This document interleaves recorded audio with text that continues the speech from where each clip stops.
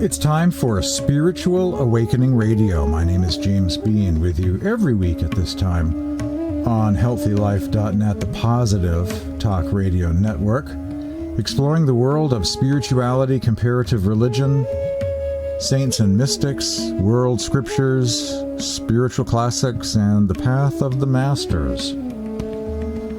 On today's program, for the most part, I want to delve into the Syriac mystics of the East. Now, some scholars have made the case that the Syriac mystics were a major influence upon the Sufis. The Sufis, in turn, were a major influence on the Sant tradition of India. So thus, through the Syriac mystics, we have an actual connection between East and West. Sufis and the Syriac mystics, and they embody something of Gnosticism, Christianity, or the Judeo-Christian tradition of mysticism, and Neoplatonism. So thus we have a direct connection between East and West. The Syriac mystics are very advanced, have a lot of spiritual wisdom. I love reading their writings that have recently been translated for the very first time into contemporary English by Professor Sebastian Brach of Oxford University. We'll delve into some passages. First of all, however, I want to share a couple of things from the Philokalia and a couple of other sources of Christian mystics to show that there is indeed an advanced tradition there, an advanced school of mysticism that once thrived in ancient times. This is a passage from the Philokalia, a collection of Western mystical texts, featuring Evagrius Ponticus, a mystic from Egypt, popular both with the Syriac tradition of Mesopotamia and, of course, in Egypt, and on Mount Athos as well, in Eastern Orthodox mysticism these days.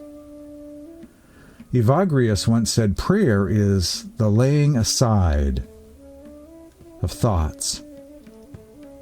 Prayer is the laying aside of thoughts. If then you wish to behold and commune with God, who is beyond sense perception and beyond concept, you must free yourself from every impassioned thought. Persevere with patience in your prayer, and repulse the cares and doubts that arise within you. Try to make your intellect deaf and dumb during prayer. Then you will be able to pray. A bit of a sensory deprivation there, focusing within, transcending the world of the five senses. Dionysus was an interesting Syriac mystic. He said, in diligent exercise of mystical contemplation, leave behind the senses and the operations of the intellect and all things sensible and intellectual, that is, all things pertaining to the world of the mind and the five senses that pour in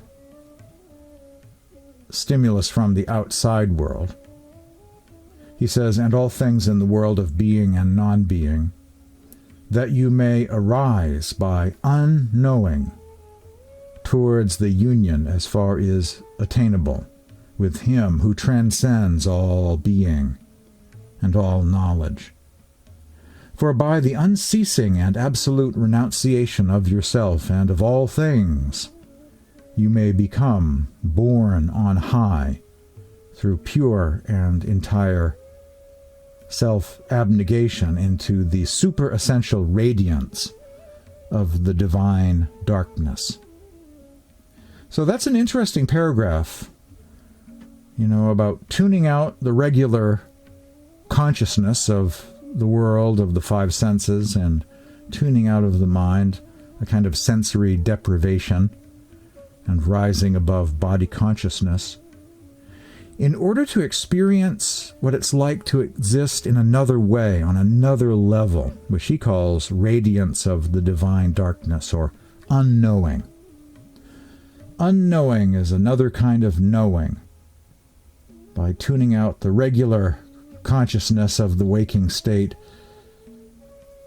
is revealed another state of being, a mystical state of oneness with the Supreme Being. This is from St. Gregory Palamas of the Greek Orthodox tradition.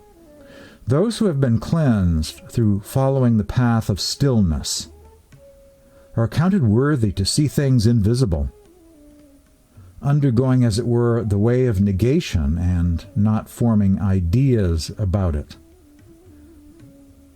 That sentence ends in almost a Buddhist sort of way about not becoming attached to concepts. That's rather interesting.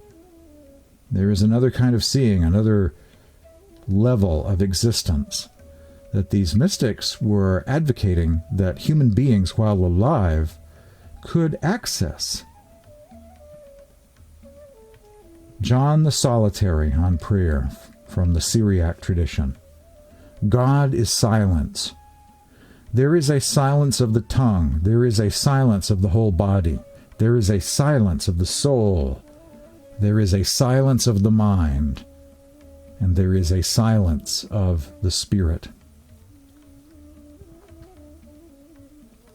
St. Isaac of Nineveh once said, "We pray with words until the words are cut off and we are left with a state of wonder." In some translations, it's astonishment. In the Gospel of Thomas, also from the Syriac tradition of the East, or Eastern Thomas Christianity, one of the stages of spiritual development is being caught up in wonder, or being astonished. In the Syriac tradition, there are different levels. There is the level of regular petition prayer and conversational prayer. But there comes a point where prayer ceases and one is left in a mystical state. Now, some of the Syriac mystics speak of the manifestation of the divine light of the Supreme Being. And that's one of the upper states of gnosis in the tradition of the Syriac East. So they have different levels of contemplation that the mystic can enter into and pass through and ascend beyond. And that's quite fascinating to notice. There is a methodology.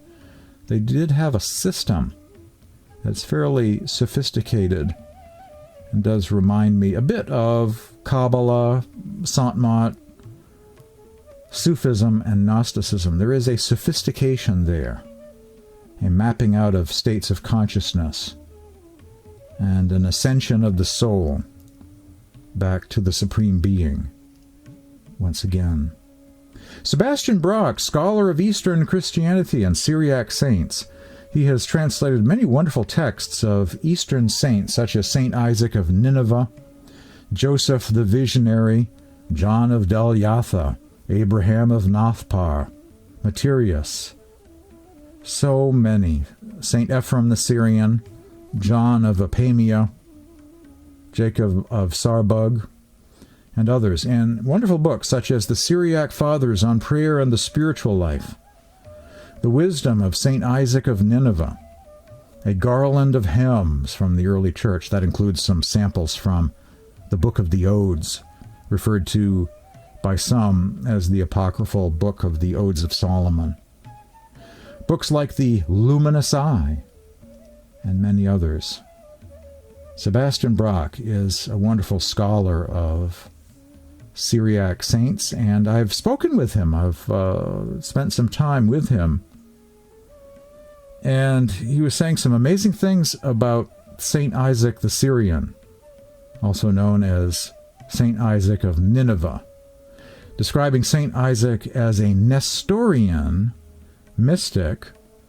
Now, Nestorian Christianity is classified as a heresy in the Orthodox world, but people so valued his mystical insights, whether they agreed with his theology 100% or not, he actually became one of the top, most widely read Christian authors in Eastern Christianity, and even to this day remains one of the most popular mystics studied by monks atop Mount Athos and in other monastic communities. Even though he was a Nestorian, he was just so well liked, had so much wisdom to offer, that he actually has transcended denominational barriers and borders and boundaries, and has a following, is admired as a great author, a giant of mystical wisdom in most all of Eastern Christianity. The textbook and pulpit notion that all Christendom is divided between the Greek East and the Latin West overlooks an ancient and still continuing third stream of tradition, Syriac Christianity, the great-great-great-grandchildren of the Apostle Thomas, the Apostle of the East. Cut off from the rest of the Christian world by theological controversy in the 5th century, Arab conquest in the 7th, and Mongol invasions in the 13th, Syrian Christians continue to celebrate the Christian mysteries, to meditate on Scripture, and to apply its teachings to their lives. Some of them attempting to realize here on earth their baptismal potential to re-enter paradise or Eden, chose a life of asceticism and single-minded devotion. Their reflections created across the centuries a rich literature. Some passed into the Byzantine tradition, some remained completely unknown, and have never until now been translated into a modern language. These Syriac fathers offer the modern airs of both Latin and Greek Christianity, new and yet ancient and enduring insights on prayer and the mystical life. That's mostly based on the back cover of a book called The Syriac Fathers on Prayer and the Spiritual Life, translated from Syriac Aramaic into English by Professor Sebastian Brach of Oxford University. The Syriac Fathers on Prayer and the Spiritual Life is a very special book, containing the wisdom of mystics who lived between the 4th and 8th centuries A.D., in Mesopotamia, Syria, Persian Gulf, Turkey, Iraq, in that zone, in that area of the world. The Syriac Fathers on Prayer and the Spiritual Life is such a special book, I think, one of the most interesting books in the Christian mystical category. It's quite unique. It, to some extent, reminds me of the Nag Hammadi Library, Corpus Hermeticum, Philokalia, and Dead Sea Scrolls, in that it is an anthology and sampler of saints and mystics of a distinct, unique community that once existed. And it's just an amazing collection of writings. The tip of the iceberg as well, I should add, because this tradition of Eastern Christianity, the St. Thomas Church of the East, has a vast treasure trove of literature. In the West, the Gnostic writings came to an end after the 5th century. And certain things get found from time to time, a burial box containing the Gospel of Judas, or the Nag Hammadi discovery made near a monastery in Upper Egypt, and other collections of writings found near monasteries, Coptic monasteries of Egypt, containing ancient writings, the Gospel of the Book of the Resurrection of Bartholomew the Apostle, or actually I should say the title of the book is The Book of the Resurrection of Jesus Christ by the Apostle Bartholomew. All of these unusual books that are very similar to the Nag Hammadi Library, and that's all very fascinating. But in the East, you have a vast treasure trove, several different collections of writings along the Silk Road. There's some from China, the Jesus Sutras, the Manichaean writings, all of these wonderful Syriac saints and mystics. I mean, we're talking several hundred books, most of which are totally unknown to the Western world, and are just absolutely wonderful. all of these treasure troves of wisdom, like 20 or 30 or 40 Nag Hammadis, a couple dozen Dead Sea Scroll or Corpus Hermeticum-like collections, and almost nobody knows about it. They haven't had a cable TV or satellite network special calling attention to them. They just never have gotten the PR that they deserve. And so I want to delve into the wisdom of these Syriac mystics on today's edition of Spiritual Awakening Radio. St. Ephrem the Syrian once said, "Truth and love are wings that cannot be separated. For truth cannot fly without love, nor can love soar aloft without truth." A quote from St. Ephrem the Syrian, found in the Syriac Fathers on Prayer and the Spiritual Life.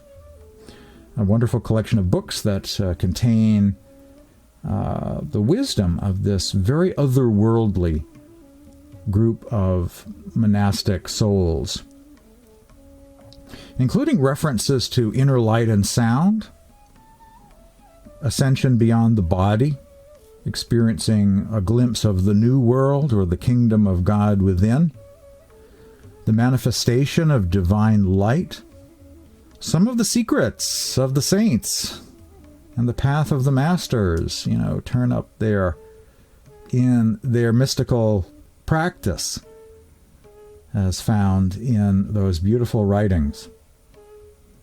Look at God within yourself, how God is light, for his nature is glorious, many-splendored light. He manifests the light of his nature to those who love him in all the worlds, said John of Dalyatha, one of my favorite Syriac mystics. There's a beautiful book called The Book of Steps by an anonymous mystic found in the Syriac Fathers. And of course, vast amounts of St. Isaac of Nineveh. And I think I would have to say that my most favorite of all Syriac mystics would be Joseph the Visionary, who was born into a Zoroastrian family sometime around 710 A.D. He eventually joined a monastery and became a hermit in this tradition, and left behind a considerable number of writings which have remained untranslated until recently, when Sebastian Brach started working on them. Some of them can be found in the Syriac Fathers on Prayer and the Spiritual Life. The single eye, singleness of vision. Thus, as a result of recollecting all these things, the impulses of the mind are extended from the sphere of material things toward those impulses which are without limit. That is to say, wonder at the new world and the faculty of vision which belongs to the contemplation of the Holy Trinity. For when the vision of the mind is mingled with the light of the glorious Trinity or Godhead, all its impulses become infinite. For none of the visionaries or Gnostics is able to distinguish the identity of the mind as a result of the vision of that glorious light that is seen. For all the innermost chambers of the heart are filled by that blessed light. And there are no shapes or forms or anything material or number or color. Rather, that light, who cannot be separated out into shapes and forms, is single, owing to the simpleness of the faculty of sight, said Joseph the Visionary. Translated by Sebastian Brach in the Syriac Fathers on Prayer and the Spiritual Life. A mystical state of consciousness, of oneness with God, caught up in wonder and astonishment, living in the infinite light of the Godhead, the flowing light of the Godhead, as Mathilde of Magdeburg once described it as in her spiritual classic of the Western world, Once Upon a Time. Caught up in rapture of the divine light. suggesting there is a tremendous depth in these Syriac fathers, and also a kind of ecstatic poetry that reminds me of Rumi sometimes. This is a tradition of love for the beloved, ecstatic poetry, as well as out of this world, glimpses of heaven. You're hearing Syriac Fathers on Prayer and the Spiritual Life today on Spiritual Awakening Radio. After the break, we'll explore some of these sacred texts of the Syriac Fathers and delve into their meaning. Stay tuned for more Spiritual Awakening Radio coming up after this brief break.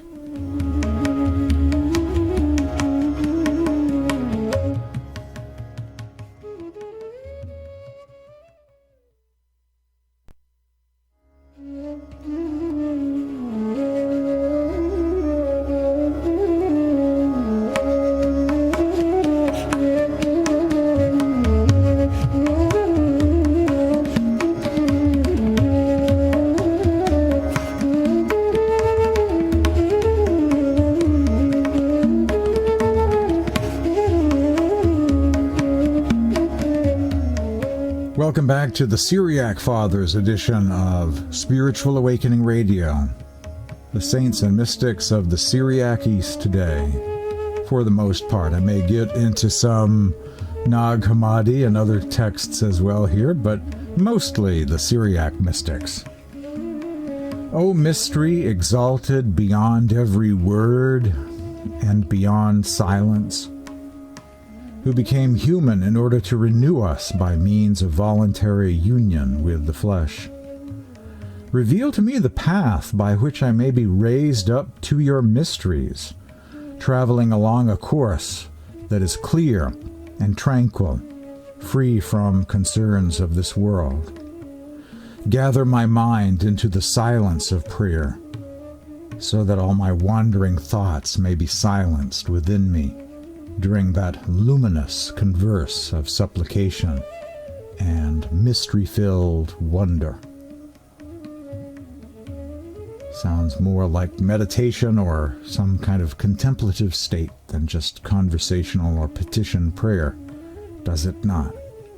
That's a reading from the Prayers of the Mystics section of the book The Syriac Fathers on Prayer and the Spiritual Life, translated from the original Syriac Aramaic into English by Professor Sebastian Brach. Sanctify me by your mysteries, illumine my mind with knowledge of you. Make your hope shine out in my heart. Hold me worthy to supplicate for it. O God, my Father and Lord of my life, illumine your lamp within me. Inner guidance. The silence speaks volumes. This is from another collection related to the Syriac mystics of the East. The Dakin Nestorian texts, sometimes referred to as the Jesus Sutras of Eastern China, from the same group from a later period. Another collection of writings found in Eastern China. To be pure and still means to be open to purity and stillness. As a result, you can intuit the truth. Detach yourself from what disturbs and distracts you, and be as pure as the one who breathes in purity and emptiness. This state is the gateway to enlightenment. It is the way to peace and happiness. That's from the Jesus Sutras, from the Chinese branch of the Syriac mystics of the East. This is from the Syriac apocryphal Acts of the Apostles, from the Acts of St. Thomas in India. Probably one of the most famous and earliest of Syriac books. To be glorified art thou, the Father Supreme, born of thy firstborn, in the silence and tranquility of meditation.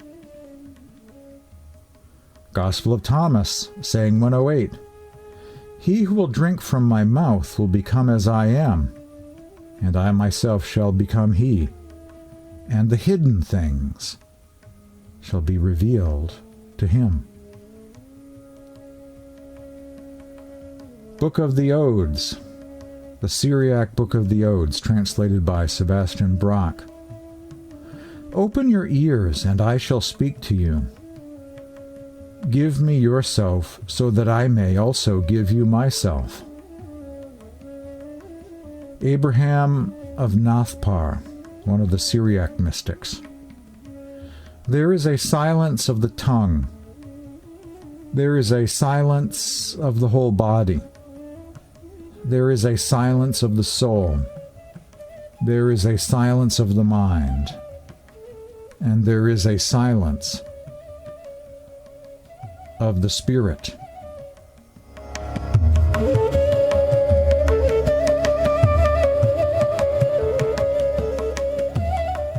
From the prayers of St. Isaac of Nineveh, in the Prayers of the Mystics section of the Syriac Fathers on Prayer and the Spiritual Life, published by Cistercian Press. O mystery exalted beyond every word and beyond silence, who became human in order to renew us by means of voluntary union with the flesh, reveal to me the path by which I may be raised up to your mysteries, traveling along a course that is clear and tranquil, free from the concerns of this world. Gather my mind into the silence of prayer, so that all my wandering thoughts may be silenced within me during that luminous converse of supplication and mystery-filled wonder. St. Isaac of Nineveh. A paragraph that bears repeating because it's referring to the highest God as being at a level of silence beyond sound. The earlier description I shared also from Joseph the Visionary spoke of God being formless. So God, the true God, as experienced by the mystics, is described as formless, being beyond shapes and forms, and is the ultimate pure silence, beyond all sound. And that very description, that belief that the Godhead is formless and beyond sound, is shared by other schools of mystics as well, who refer to God as the nameless one and the soundless one, the formless God. That's a shared belief. The Sants teach that, and we find it in certainly the Nag Hammadi library, the Gnostic Gospels, and we find it here in the Syriac texts as well. You're hearing Spiritual Awakening Radio. Coming up next, after the break, we will delve into more teachings of St. Isaac of Nineveh, as translated in Sebastian Brach's amazing collection known as the Syriac Fathers. And I will crack open another book of St. Isaac of Nineveh, a very rare book. Although it is now online for free. You can access it for free on the web, I see. A text called The Book of Grace by St. Isaac of Nineveh. You're hearing Spiritual Awakening Radio. Stay tuned for much more coming up.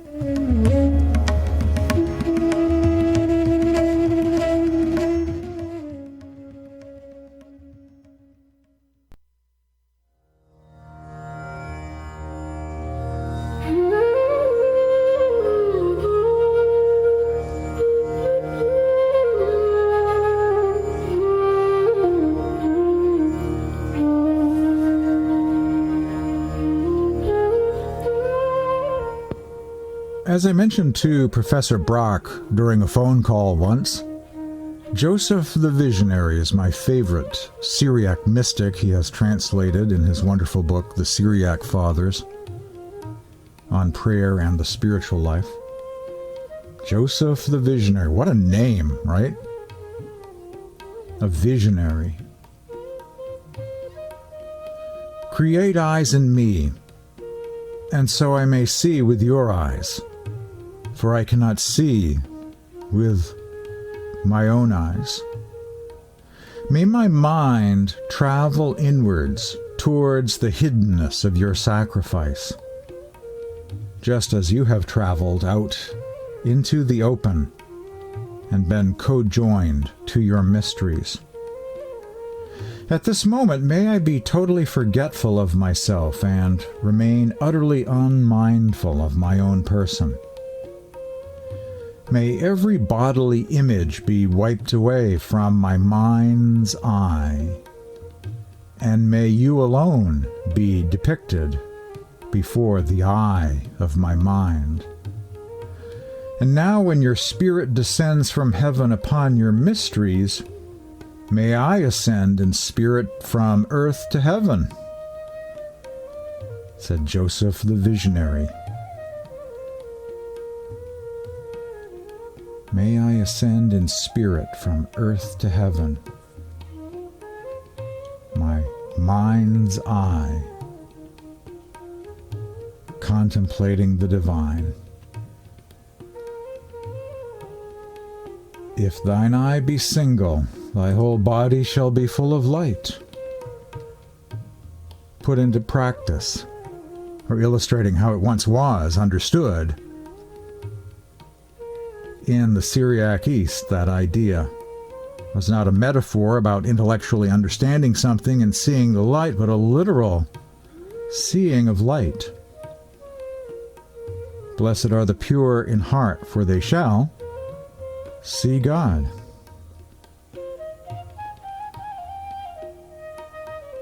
This is kind of nice. This is also from Joseph the Visionary. Create in me a pure heart, so that your holy power may reside within me, so that through the power of your Spirit I may, in a spiritual fashion, inhale your salvation. Fashion in me, Lord, eyes within my eyes, so that with new eyes I may contemplate your divine sacrifice. May I draw near to you, and you alone be seen by me.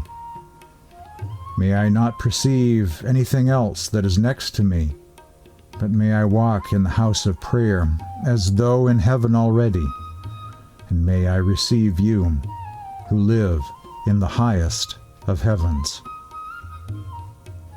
May my body be purified by you of every image and form here on earth, and may my thoughts be cleansed by you, and my limbs be sanctified by you.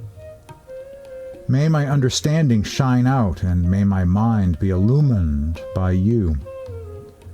May my person become a holy temple for you. May I become aware in my whole being of your majesty. May I become a womb for you in secret. Then do you come and dwell in me by night, and I will receive you openly, taking delight spiritually in the Holy of Holies. Joseph the Visionary, using the word majesty like Rumi did in some of his poetry. The Holy of Holies, the innermost part of the temple where God is. The Temple of Jerusalem, illustrating in its construction, as many temples have attempted to do or illustrate, the human body, and how that the human body is the true temple of God. And in the very middle, that's the holy place. That's the place, the section where God is. The Holy of Holies, the inmost self.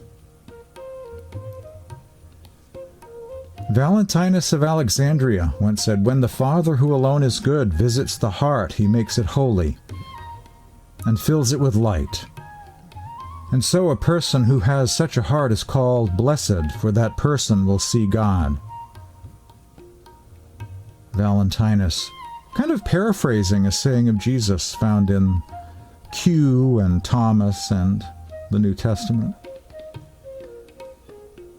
From the Book of Grace by St. Isaac of Nineveh, courtesy of a collection known as the Ascetical Homilies of St. Isaac of Nineveh.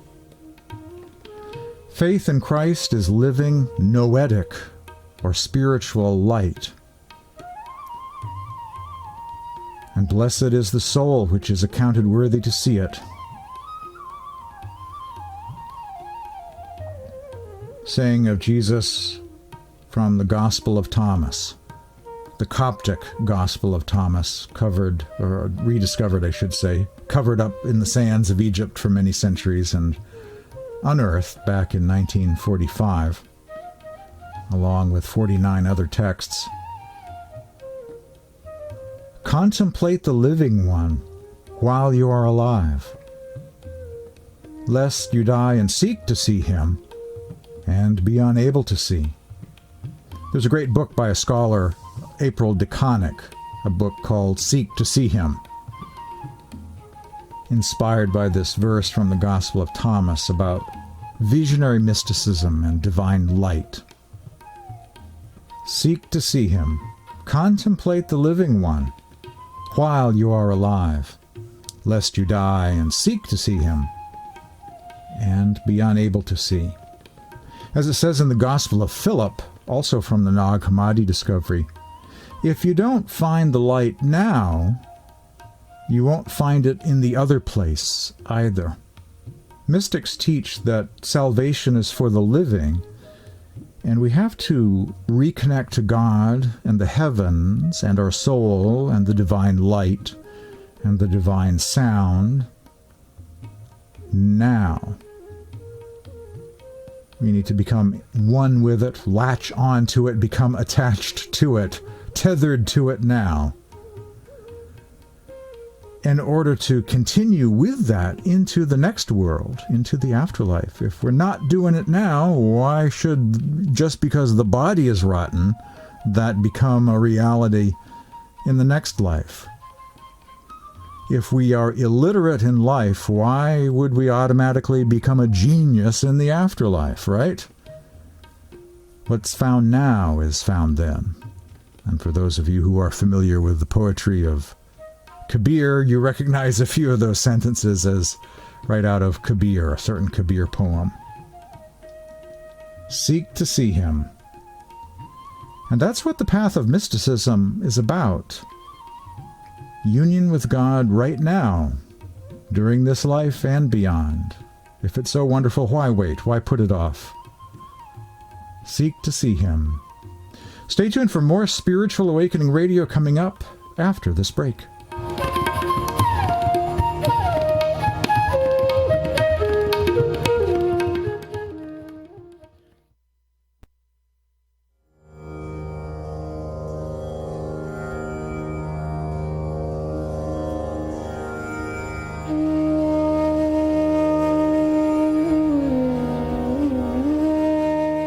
Welcome back to Spiritual Awakening Radio, today exploring the wisdom of the Syriac Mystics, along with a few other quotes from other orphan collections of scriptures and spiritual classics of the Western world. I say orphan scriptures, orphan spiritual classics, because they're out there floating on the internet or sitting in libraries, on bookshelves. Not really claimed by any particular group or tradition or movement these days. Not really too known or appreciated. So I call them orphan writings, orphan teachings. Not really claimed by anyone. But in search of readers who will benefit from their wisdom. If you'd like to read for free some of these Syriac writings that are online, you can access for free on the web.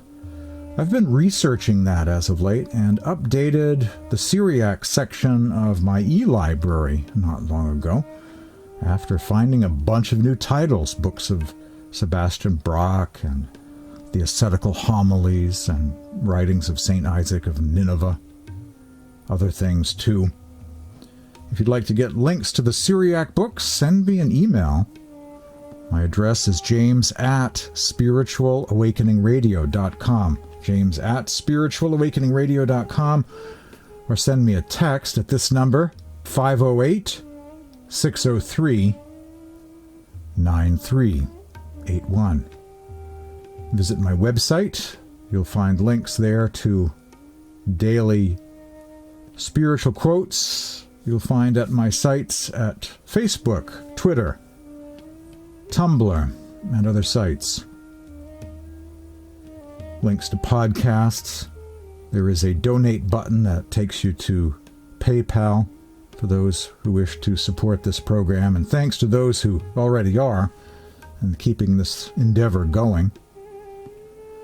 Just visit my website, spiritualawakeningradio.com, and you can have access to various things, read various articles, listen to other podcasts, earlier podcasts in this series.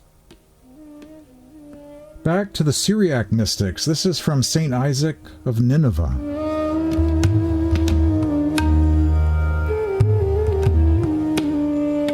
The purpose of prayer is for us to acquire love for God. For in prayer can be discovered all sorts of reasons for loving God. Love of God proceeds from conversing with Him. This conversation of prayer comes about through stillness. And stillness comes with the stripping away of the self. Do you wish to commune with God in your mind? Strive to be compassionate. One should first of all begin to be merciful in the measure that our Heavenly Father is merciful. St. Isaac of Nineveh. From a newly translated collection of writings by Sebastian Brach, to be found in his wonderful spiritual classic, The Syriac Fathers on Prayer and the Spiritual Life, published by Cistercian Publications.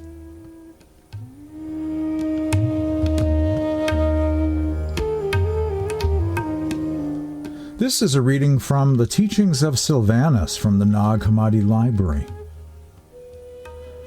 When you entered into a bodily birth, you were begotten. Come into being inside the bridal chamber, another term for the Holy of Holies, or the innermost part of the temple of your soul.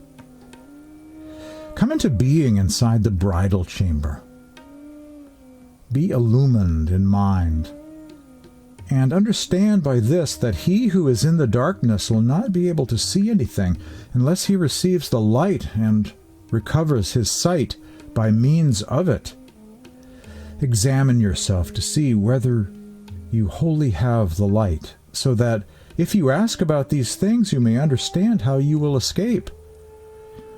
For many are seeking in the darkness, and they grope about, wishing to understand, since there is no light for them. My son, do not allow your mind to stare downward, but rather let it look up by means of the light at things above, for the light will always come from above. Even if the mind is upon the earth, let it seek to pursue the things above.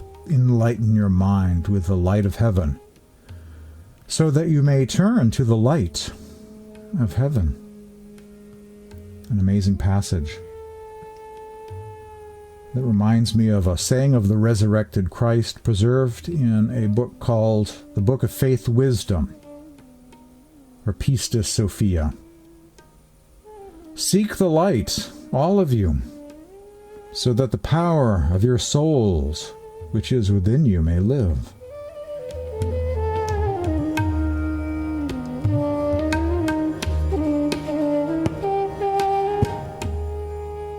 John Risebroek, from his great spiritual classic known as The Spiritual Espousals, once said, "This is the way that surpasses all others, and by which one reaches a divine contemplation. and a vision that is unceasing while one is transformed in the divine light and is completely penetrated by it.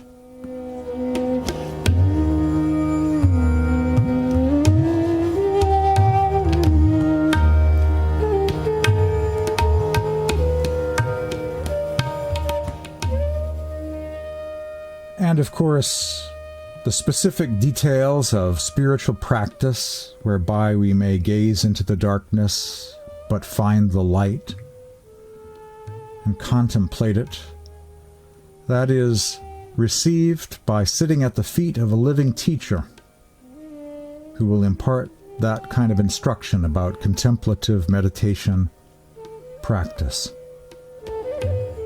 Thanks for joining me today on Spiritual Awakening Radio. Once again, my email address is james@spiritualawakeningradio.com. My website is spiritualawakeningradio.com. Tune in again next week at the same time for another edition of Spiritual Awakening Radio.